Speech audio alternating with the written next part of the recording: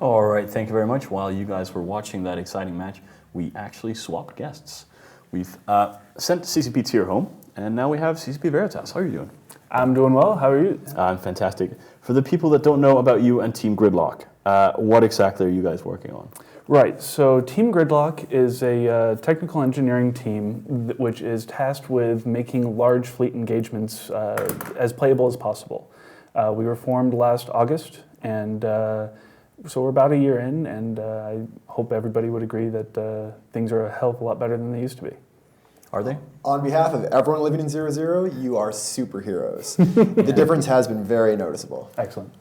Yeah, it's really just, especially for people that love to blob like test lines, it's really a godsend. But I mean, Yeah. Can you guys actually feel a big difference? From Oh, that? it's night and day. Right. And you are, you and BFF are the two dev teams that vie for our affections the most, I think. Yeah, you guys let me activate my modules, and Team BFF makes my modules do cool things. That's really why I'm here, is to have my ego stroked. Well, I mean, let's just keep going. So, finding all these things, is it something that's just glaringly obvious? Do you sit down and go like, oh, we could do this differently, or do you kind of have to poke around for a while? Usually the way this works is we do a lot of poking, and sometimes we have a theory on what's going wrong, and we try to prove it using facts. And we end up proving something completely different. All right. So we muck around with TQ, we have some performance analysis suites that we use there, and we go where the data tells us to go. Sometimes it's very surprising. All right, so what surprised you the most? What's the thing you've picked up and just found something completely different? Oh boy. So when we were looking at missiles, we had identified missiles in general as a problem because we had noticed that fights that involved Drakes were performing much worse than fights with like Abaddons and such. So we were looking specifically for what is causing missiles to be slow. And we found some things that were specific to missiles. We found some other blah, blah, blah. We fixed them all.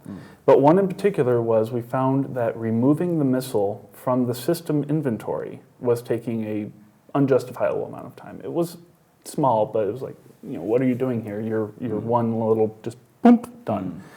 So in investigating that, we fixed JITA. Oh, all right. Because JITA has very large inventories. Because what do you do in JITA? You open a ton of things in your hangar, right. and it's got 100 million stacks of trit. If you're Kriba.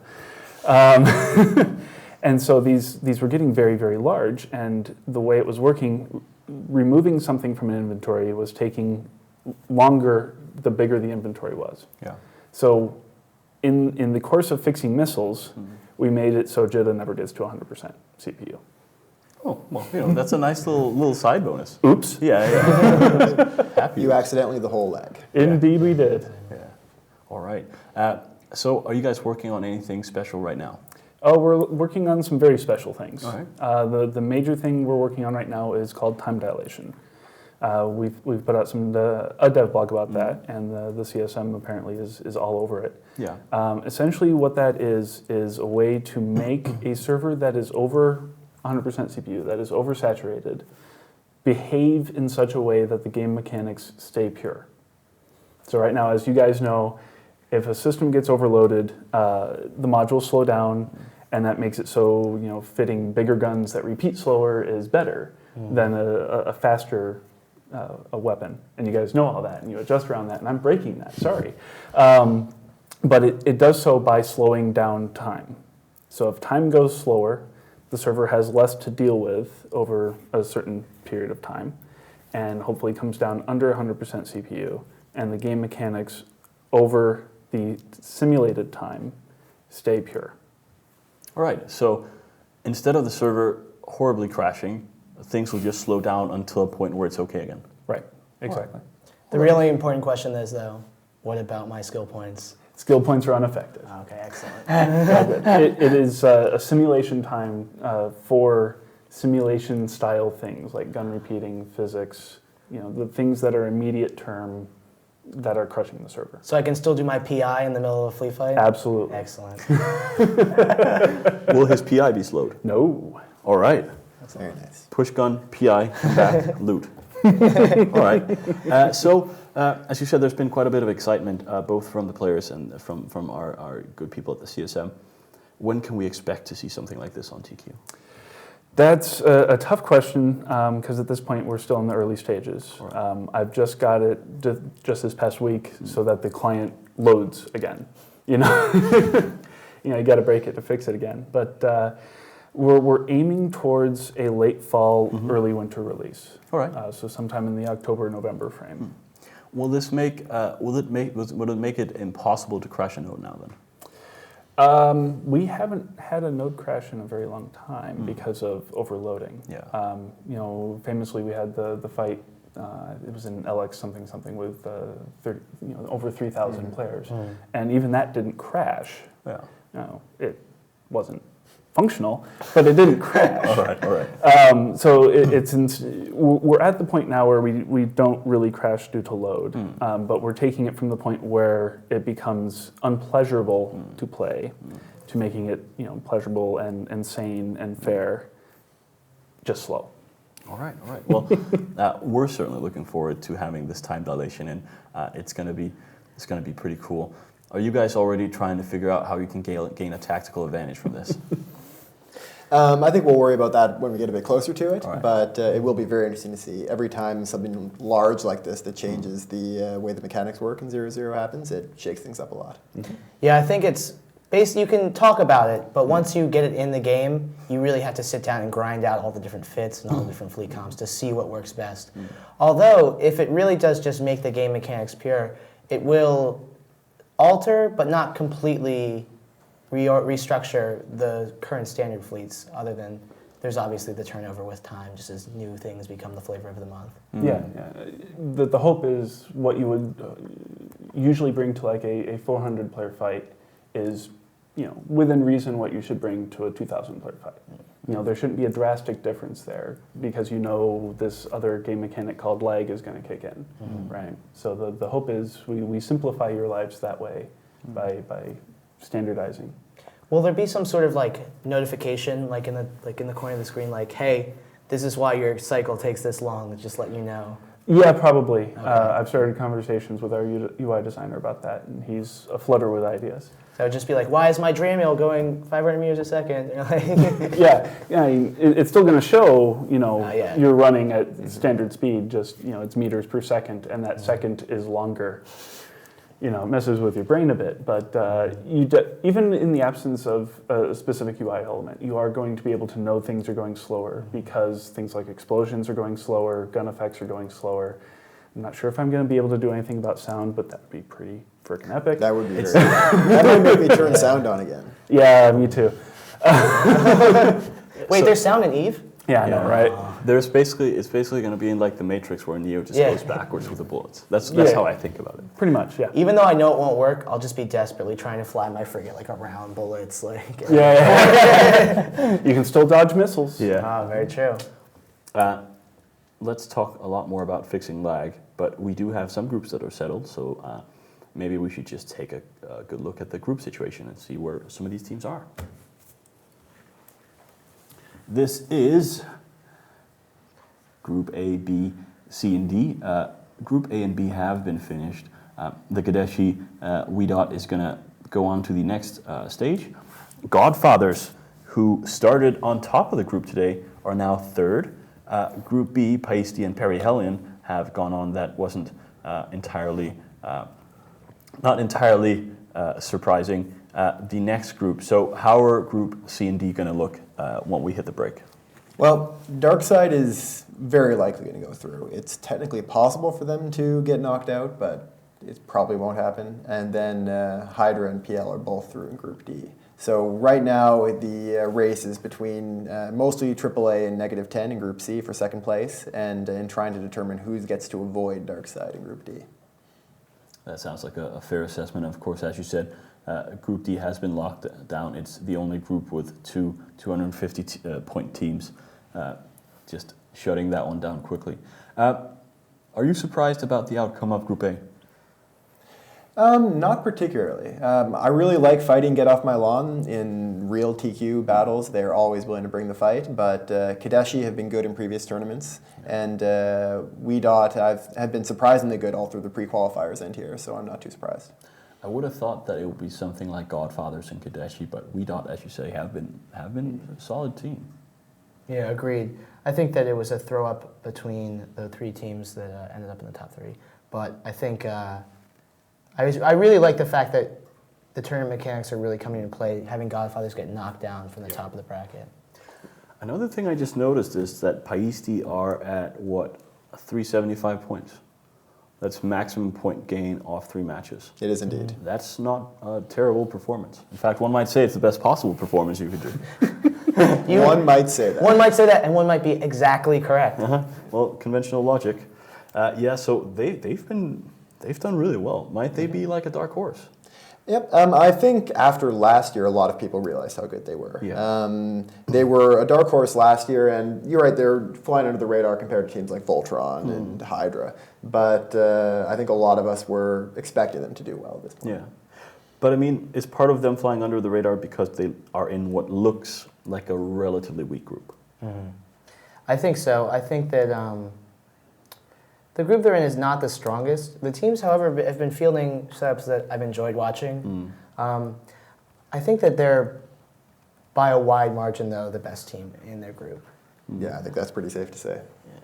All right, but I mean, would we be talking a lot more about Paisti Syndicate if they had the Ronin, Black Legion, and Pandemic Legion in their group, for example? I think we wouldn't, because I think they probably wouldn't have made it through at this point. All right. No, against some of those, they might have done fairly well. They're a team that would be capable of knocking down a team like Darkside or PL, I think, if they do everything right, which they definitely can. PL are the worst pessimists I've ever seen in my entire life. I mean, both you and Shadu are always, we'll probably lose this match. I think we've got a good chance. I think we've got a very good team, but there's also a lot of other good teams, and so nothing's guaranteed. Is it just not jinxing your team more?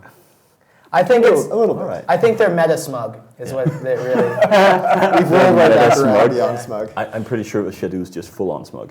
No, yeah, he's maximum smug. Yeah, nothing wrong with that. If you're good with clocks, time, and number, you'll notice that we are just a little bit delayed. We had one pilot disconnect, and he is being brought back in now. I've just been told that they might have gone over the point limit by bringing the disconnected pilot back. So we Sounds like a perfect plan. Yes, this sounds like a... Which team is this? I'm not entirely sure Well, exactly which one. This match is against All Authorities versus Darkside. Yeah. In their first match last Saturday, against All Authorities brought an overpointed team. So if they do it again, then I'm really going to have to start to question their counting ability.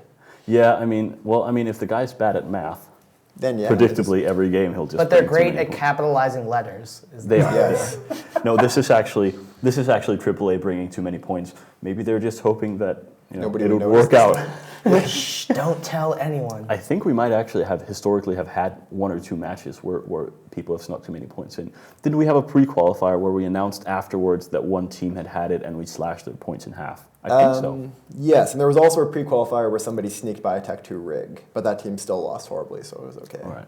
Well, that's no good. But I think now that we've gotten into the actual group stages and it's the real deal, those wrinkles have been ironed out, which is another nice thing about the pre-qualifier system is it gives us time to get everything figured out. Yeah, there are several programs that the CCP devs are using to make sure that none of those rules violations slip by. It's really much more sophisticated than in previous tournaments. We offered to lend them the sphere for it, but they decided to use their own stuff. All right, so I'm being told that AAA have a bit of a problem. They've brought... Besides the fact they're playing Darkside. Besides that, they brought too many points. Okay. The pilot that disconnected has illegal modules and illegal implants and pretty much violated every single rule that's possible at this point. The only thing that could violate it anymore was if they brought 11 people. So Couldn't they just bring a Titan, just warp it right in? Oh, they might. Who knows? Who knows? So anyway, that's going to get sorted. While that gets sorted, we can talk a little bit more about lag. Woohoo! Does your job get harder the more subscribers we get? My job gets more fun the more subscribers we get. Yeah. So subscriber-wide, you're talking about cluster health at that point now, and we usually bring up the graph of CPU per user whenever we're doing a dev blog because it's a really cool graph. It goes down, and it's sweet as hell. Cluster-wide, we can manage easily double the number of players we have right now. All right. It's when all of those players come into one spot that we're in trouble because we don't have any population limits or instancing like certain other MMOs. So what makes my job harder is when these guys have really big recruitment runs and start bringing a few thousand players into a single fight, which, by the way, you haven't been doing lately. Please do more. When you bring 1,500 of your closest friends. Yes, of course. Yes. We have been talking about having another set of honor fights between like Goons and Test and PL and just bringing everyone together for Should be fun. interesting. A lot of like remote rep Armageddons. And we can definitely invite you along to those. I actually have a question about that. How hard is it for you to get the big fights that you need on Singularity to do the testing you want to do, or are you doing a lot of your testing on TQ nowadays? We do a lot of our testing of fixes on Singularity. We have mass tests regularly. We've been pulling somewhere between 400 and 500 players for those. I'd love to see us in the 700, 800 range at least. We got some new hardware on CC a little ways back, and it made it harder to get lag. So we need more players in order to get lag in the mass tests. Don't they get some massive skill point bonus for showing up to those tests or something like that? Yeah, it's I think 2 million skill points or some such on CC. So new pilots can go be part of our tests, learn a little bit about fleets and how they work, and then get some skill points to play with and see how their character is going to look in a couple of years or some such. Yeah, Singularity is a lot of fun to play on just because everything you ever wanted, you could suddenly buy for like 10 ISK or something. Yeah, I think everything's 100 ISK. And Yeah, it's like, exactly. yeah, I want to buy an Armageddon. 100 ISK, please. It's fantastic. How do you get the money, though? Did you go mission run or something? You self-destruct. Yeah, you buy just battle insurance ship, fraud. you insurance fraud it. Yeah. Exactly. Singularity's Or database guides. is a copy of TQ's with a lot of things removed, but you have your character and you have your ships. So if you're short on ISK, go blow something up that you own. All right. Well, that's good enough. Do you guys remember back when we changed insurance? Yes. I have a lot of stuff on my computer case. I take stuff that I really like and I just plaster it on for some weird reason. And one of them is a forum post by a guy that didn't read the dev blog that we were fixing insurance, that had just bought and insured 92 Ravens. And he was making the case that this was unfair, not because he wanted to insurance fraud, he just really liked Ravens in low-sec PvP. He liked them so much that he bought 92 Ravens and insured it. And I'm pretty sure that's the most insincere post I've ever read. But I have it sat in my thing because I don't really believe him. I mean, who PvPs in Ravens anyway? I PvP in a Raven. Really? Yeah, I have Caldari Battleship 5 specifically for my 1300 DPS Torp Raven. This man brought Oh, an yeah. artillery Scorpion to our room Yeah, this no. week. I also have been known to fly Torp Newt Rocks are one of my favorite fits. They're hilarious. Okay, so, well, let's... Maybe it was him. maybe it was you. It was one of my alts. I'm really still mad about that. AAA have apparently gotten ready somehow, but they are ready. So let's just get our bids. Dark side. I'm going to go Dark Side as well. Unless, of course, Against All Authority has snuck in a Titan. Unless Against All Authorities bought a really awesome pocket calculator, I have to go with Dark Side. Dark side here as well. Let's go see.